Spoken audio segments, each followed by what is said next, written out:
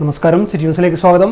2 ദിവസങ്ങളിലായി കണ്ണൂരിൽ നടന്ന CWSA 11ാമത് കണ്ണൂർ ജില്ലാ സമ്മേളനത്തിന് സമാപനം. ഇന്നലെ വൈകുന്നേരം കണ്ണൂർ പ്രഭാത് ജംഗ്ഷനിൽ നിന്ന് ആരംഭിച്ച പ്രകടനം പൊതുസമ്മേളന സ്ഥലമായ സ്റ്റേഡിയം കോർണറിൽ സമാപിച്ചു. തുടർന്ന് നടന്ന പൊതുസമ്മേളനം മന്ത്രി രാമചന്ദ്രൻ കടന്നപ്പള്ളി ഉദ്ഘാടനം ചെയ്തു.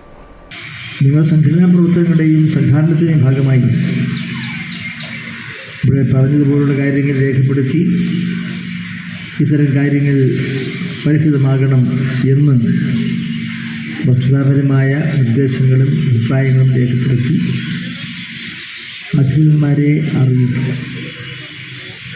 അത്തരം കാര്യങ്ങൾ അറിയിക്കുന്നതിന് ഭാഗമായി ഞങ്ങളെപ്പോലുള്ള സുഹൃത്തുക്കളെയും കാര്യങ്ങൾ അറിയിച്ചാൽ തീർച്ചയായും അത്തരം കാര്യങ്ങളിൽ നിങ്ങളും കൂടി അത് വിലയിരുത്തി ഇന്നത്തെ കാര്യങ്ങൾ അടിയന്തര പ്രാധാന്യത്തോടുകൂടി ചെയ്തു കൊടുക്കേണ്ടതായിട്ടുണ്ട് എന്ന് പറയാൻ ഞങ്ങൾക്ക് ഒരു അവസരം ഉണ്ടാവും. പ്രസിഡന്റ് ദാമു വെള്ളാവ് അധ്യക്ഷത വഹിച്ചു. അഡ്വൈസറി ചെയർമാൻ എ വേണുഗോപാൽ മുഖ്യപ്രഭാഷണം നടത്തി.